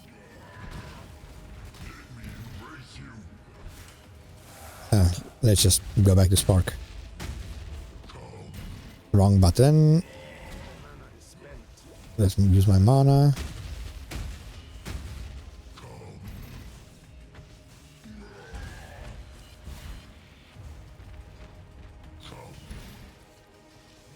Yeah, he does do a scorpion on you. I don't know if you've noticed yet. I'm gonna try and not put one down so he can do his scorpion move on me. Let's see, he pulls you in. See, look at that. Get over here. But it's mostly easy to dodge that, so especially if you play a trap build or a totem build or an archer, pretty easy. Melee builds you want to get sucked in, so it's fine.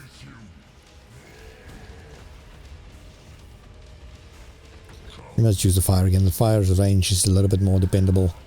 Spark is a little bit more random, so don't feel like I'm constantly doing damage. Actually, I might as well just fight him when he's this low.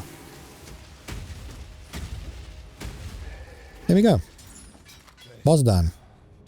I don't think I need any of these. Swords do a lot of damage and stuff, but this is not helpful when I'm summoning totems and casting spells. So. Also, this glacial hammer skill only works on bludgeon weapons, so that is hammers and clubs and stuff. So, oh, that's the wrong way. The final section. Okay, so I'm gonna end with this character quickly and switch to a different character just to show you a little bit of different gameplay styles, especially as you progress in the game. Show you my current character. No, this is the wrong character. I might as well show you this. This is the first character I played in this league. This is Toxic Arrow. Toxic Rain, I mean. It's in Act 5. Let's go to an open area. This should be an open area. I can just show you. This is an archer character.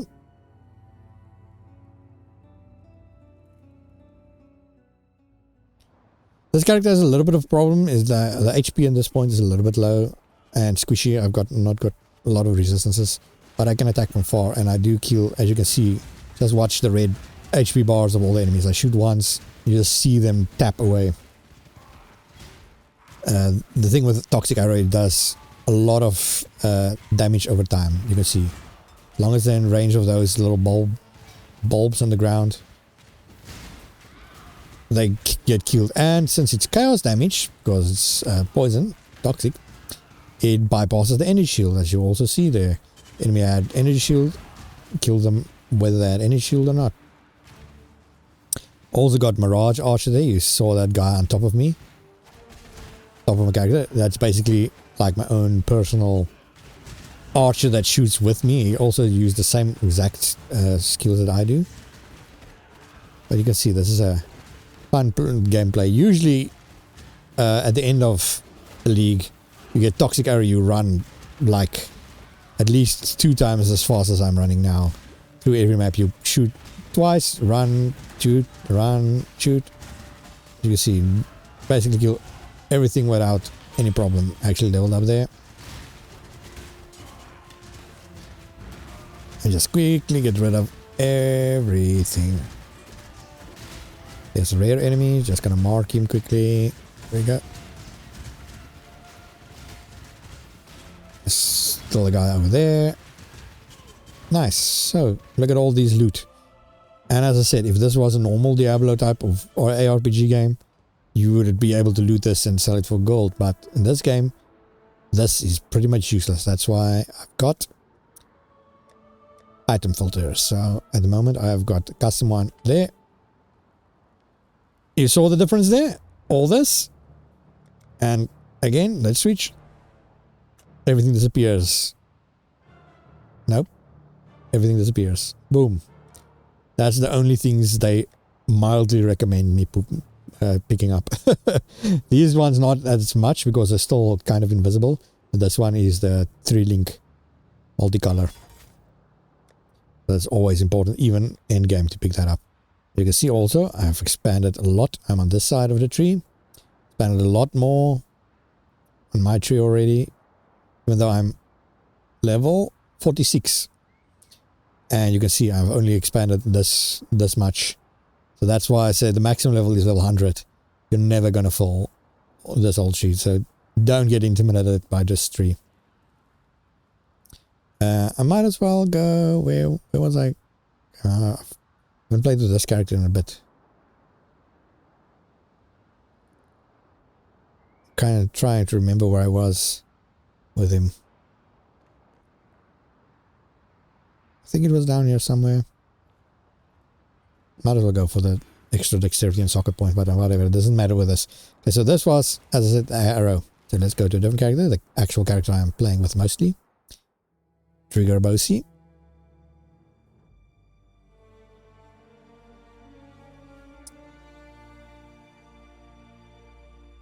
So with him, I'm trying something new. There's new mechanics and stuff in the game that I haven't tested yet. I'm at the Broken Bridge. This is Act 7. His base skill is very plain. It's just arc. One of the strongest base attacks that you get. You can see it is basically like chain lightning, but really strong. It has a really high crit rate. Shocks enemies, kills them pretty easily. I got a golem just following me. This is a stone golem, so it gives me extra HP regen. As you can see, 2 acts further, I'm 1,000 life more than the other guy. I've got a massive amount of shield. I've got some mana reserved there. I don't have a lot of free mana. So there's a big difference between the levels of these characters already. And it's 2 acts further. Still 3 acts from the end of the game though.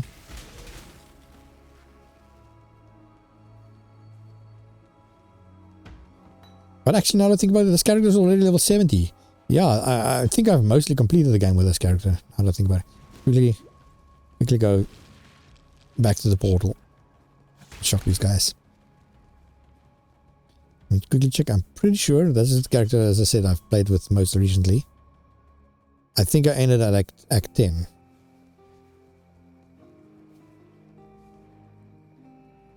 Yeah, I just started with... Oh, no. Actually, mostly through Act 10. So, basically what you need to know about the acts, Act 1 to 5 follows the story perfectly. And then after Act 5, something big happens where a lot of things changed. And when you get back to Part 2, in other words, Act 6, you go through all the acts you've already played, of all the areas, I mean, that you've already played, but a lot of things changed. So when I was just at that area in Act 5, where you saw that big, what was it, that plaza type of area where the enemies are fighting each other, this is the Act 10 version of it. Same area. As you can see, it's called the Ravaged Square. Now it is basically a hellhole. Look at this. Not bright and white and clear and everything now. There's monsters everywhere. Very high level enemies.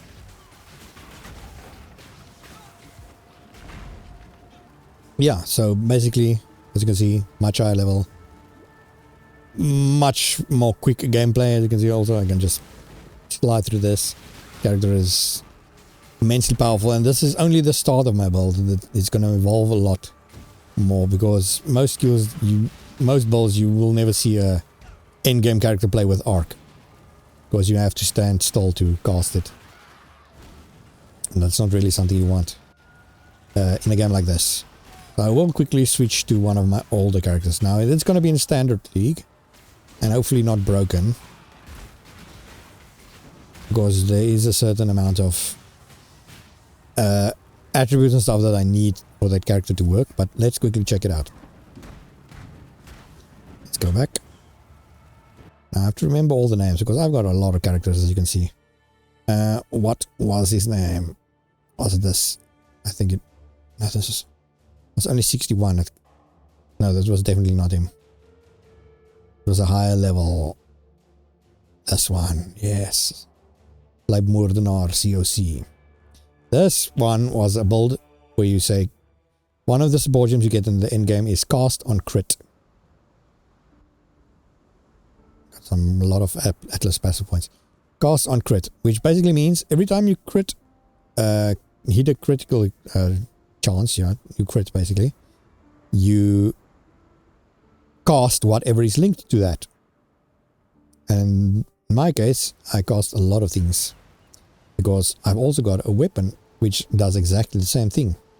This weapon trigger a socketed cold spell on a melee critical strike with a 0.25 second cooldown. But also I've got where's cast and crit? Cast and crit strikes aboard, so I've got two things already casting on crit. I've also got a skill that I place on the ground, Vortex, which is very strong. You can see 27,000 average damage. So basically I can run through this area. Let me, if I see an enemy. There you go. I can run through this area and every enemy will die just with this. Because this is a low area enemy. You can see already how quick I am also. Got wings and everything. So just with this I can run. But now let's actually start my main skill. This cyclone. Okay, let me find a bunch of enemies. I might actually, now that I think about it, go to a map. On a map. So you can see now I'm moving. I'm shooting stuff out. I'm exploding novas on the ground. This is endgame gameplay. Let's quickly take this waypoint. Travel to my hideout. Every player gets their own hideout also, which you can customize with a lot of free stuff and stuff. It's also where you place your map device, where you can run in-game maps after Act 10. Which I'm going to do now. So this is all, you can see all my stash tabs. This is from every freaking single league. As soon as a league changes to a different one, you move to standard. And then you need to remove all that characters, units and stuff. Not units. Items and stuff from that placeholder thing, because you can only have one. So that's why you'll see only a few of them. This is my actual currency tab. As you can see, I've got a lot of them. I've got 5 divines there. It's 7 exalts, 300 and something else. But that's not including all these that which are remove only. There's another one divine. There's another 300. There's another 17 divines. So you can see there's a lot of stuff piling up, and this is just way too much admin. Since I don't really play on what's it on standards, it doesn't really matter to me. I will quickly just run. Let's just run a white map. But let's just yeah, a normal white map. So I'm gonna do the spider forest. So this is your map device. You put in a map. Oh, this is the wrong one. You put in a map. All of them can have also be rare and legendary and everything. There is an example of a ring with a socket. See, I've got 6 things and everything. This is, as I said, really in-game. All of them can have that. You can put other stuff in here to enhance the maps. You can choose these stuff to enhance maps. There's missions you can do for a lot of stuff. There's so much in-game content, which is, it's ridiculous. But I'm just going to do a plain one because I just want to show how an in-game character runs in-game. And this is not my strongest one. The league before this, I think I had a more stronger one. I was stronger. Actually, very, very much stronger. This one dies pretty quickly. You can see. This is level 80 characters of monsters, and I just freaking blast through them. Let me just open the map so I can actually just see. There we go. Easy as pie. And it might look like I have no mana. It's because 99% of my mana is reserved. I got 53 open mana. But if I hit enemies, I leech mana from them. So I can just keep on going. And I'm still playing slow. A lot of other people that farm for really, really good items, because there's a marketplace and stuff. They farm for days and days on end, and they can run through these maps like lightning.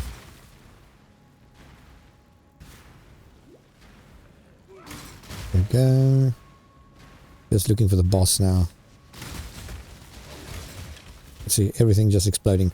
The crux of this is basically I crit enemies and then they get frozen, and when they're frozen they take extra damage. So I freeze them, explode them, and when they explode they do extra damage to other enemies around them, all with the casting on crit combo.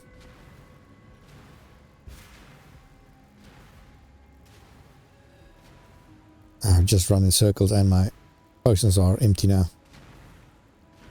As you can see also, I've got a lot of potions down here. Most of my potions are automated, which you can also do later on with certain crafting orbs.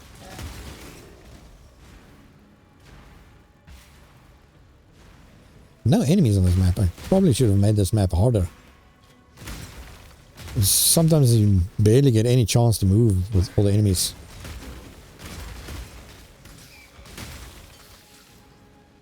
But yeah, as you can see, freaking overpowered. This is what gameplay is later on in the game. Now, you're not going to get this type of gameplay very soon. You might get the skill, the cyclone skill you can get at level 36, I think. And you can use that just separately. But the casting on crit thing with explosion stuff, you're not going to get that before level 68. And with a lot of money. You can start it out with a decent amount of currency.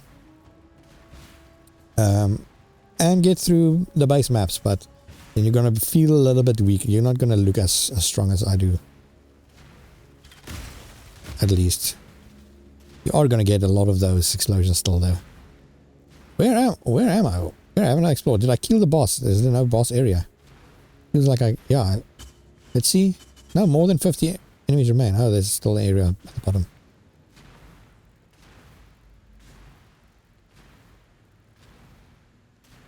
But yeah, you can see every time I use the vortex how quickly the mana regens.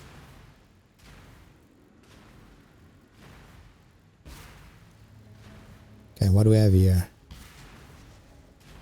I think I did kill the boss though. I think this is an open area boss.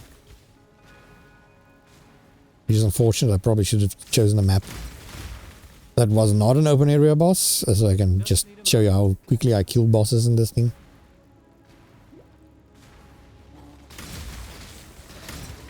Again, just explode through everyone. Is it really unique when there's so many? You can add custom sounds to your item filter also to shout out when something cool drops. And as you can hear that, is it even unique if it drops so much? So no, there is an arena. So let's see the boss. What do we have? Hopefully not that only. Oh no, it's Allura. And she's dead. That was an endgame boss. Well, not one of the biggest endgame bosses. Those guys, jeez. The Uber bosses and stuff. This character is not strong enough yet to even take them out. So, what do I wanted to do again with this character? Let's see if I got another strong character I can quickly show off.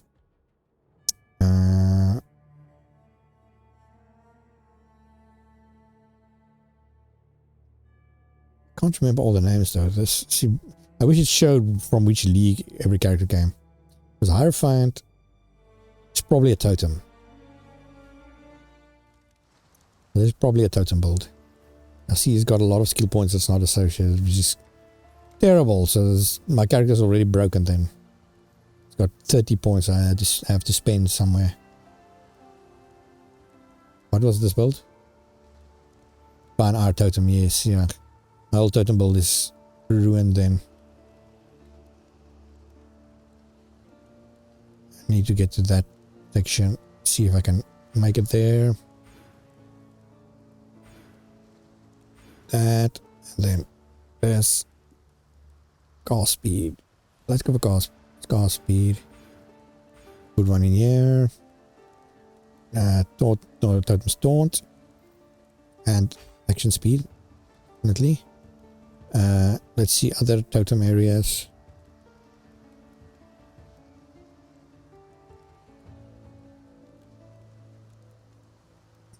Oh, I spelled wrong.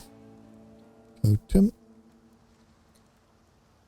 So you can see glowing sections, everything that has to do with totems. So this one is the opposite. This one removes one totem. This section, might as well go for it. Got some points left now. I don't know what I need still, since everything's changed. Buffs. No, let's do the taunt. I need the taunt. Anyway, so.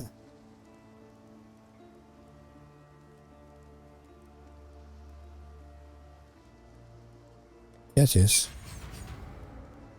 Got an ascendancy point also left. What the heck? So I got that.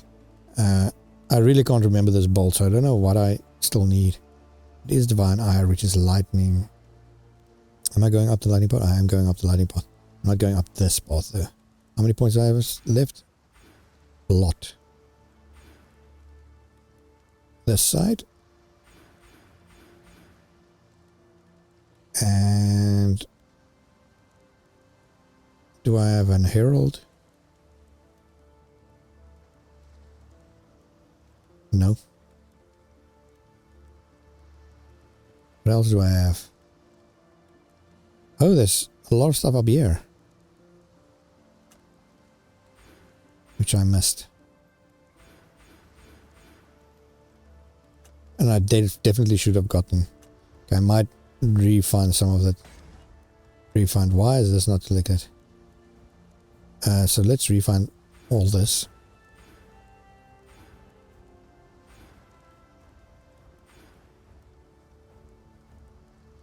And hopefully this is enough.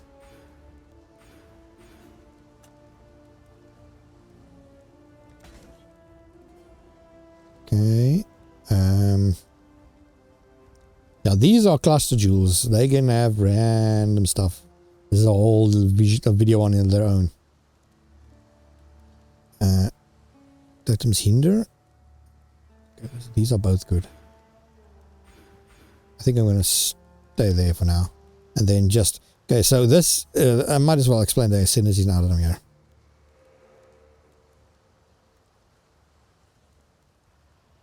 Okay, so basically the gist of it is the ascendancies. I am a Hierophant, which is part of the Templar ascendancies.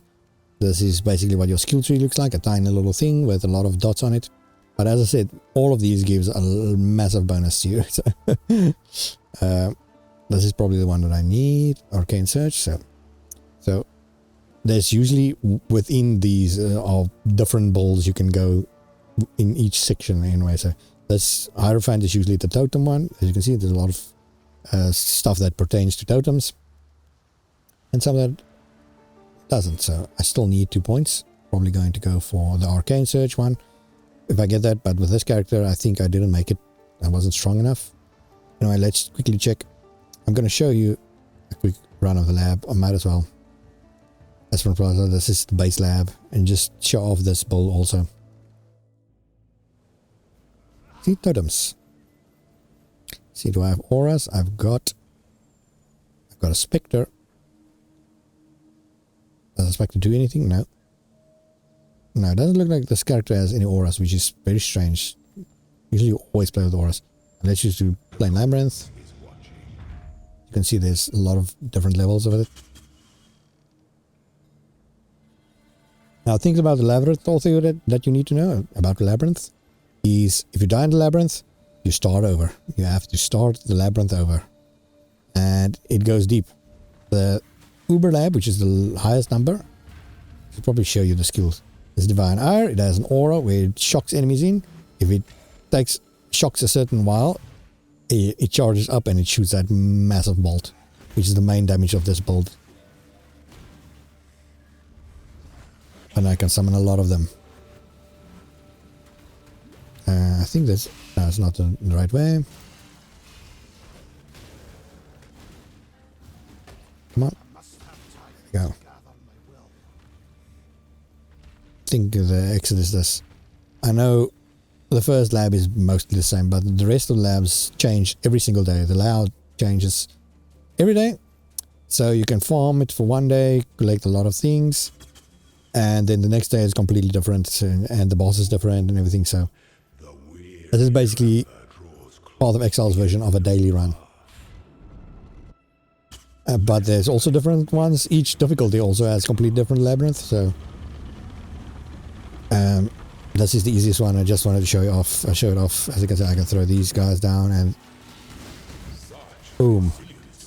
You have to fight this guy 3 times to complete the labyrinth. That was one shot on his first phase. And let's run to the next one. So you get a lot of traps and stuff we have to go through. But with this skill you can just place it down and you're fine. Mostly. I've got a lot of armor also with this build, so I can just run through most of the traps. The low level traps don't do a lot of things. They do physical damage, so they didn't. If you've got a lot of armor, they barely do anything to you. If you're playing a mage build with no physical armor, then you're gonna get killed here.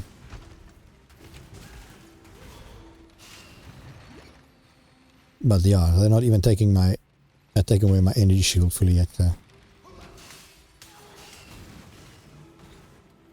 Keep pressing the wrong buttons now because I'm used to the other build. Let's see, this is the wrong way. There's different ways also, as you can see on the map.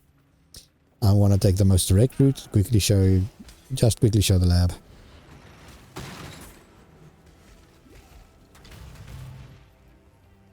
This video is already 2 hours long, so I'm not sure if this video is going to come out today still, with uploading and editing and everything.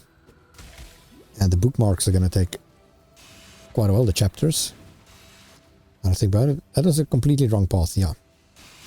I think it might be quicker just to go through this area, even though I have to run a whole new section just so I don't have to go all the way back and around.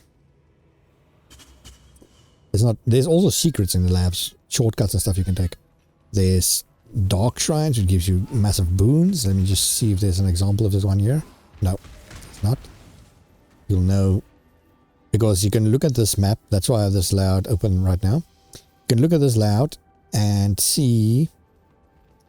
Let me quickly just finish these guys off. You look at this layout and see a section on the map which you cannot actually see in the game itself. Then you know there's a secret there. It's usually a tiny little lever you have to pull somewhere. Teleport, teleport, teleport. Go, go, go. Dead end. There's a lot of puzzles and stuff you can solve in the labyrinth, like this. I believe there's a puzzle right here. Time crank. Can I just teleport? No, I cannot teleport over there. Let's quickly show you while I'm here. We get the labyrinth trove. Pull this. There's a trove. Is it really unique when there's so many? Got a unique there. What was this? Let's see. Malachi's Artifice. This one's actually pretty nice. Gives minus to all elemental resistances, but 90% depending on what color gem you put in it. So boost a single element a lot if you've got more of all the others. There we go. Aspirant Trial is always the name of the boss area. So second phase. It should be another single hit. An emperor strikes without hesitation. To entertain doubts, lend us strength. Let's just throw my totems. Might as well, you can see the mana usage. Not a lot. There we go, and boom, he's gone. Wisdom is the offspring of suffering and time. There we go. So final sprint. Now as I said, don't think that labyrinths are easy because I make it look easy with this character. I'm massively over leveled. The first labyrinth you're supposed to do at around level 30 to 40. You cannot run over that. Well, if you have high enough regen and fire resistance, you can, but I would not recommend it normally. Yeah, you're supposed to do it around level 50, around there. Oh, not 50, 40, around there. Can I make it? Can I make it? There we go. It looks like I actually have enough regeneration to just make it fast, okay.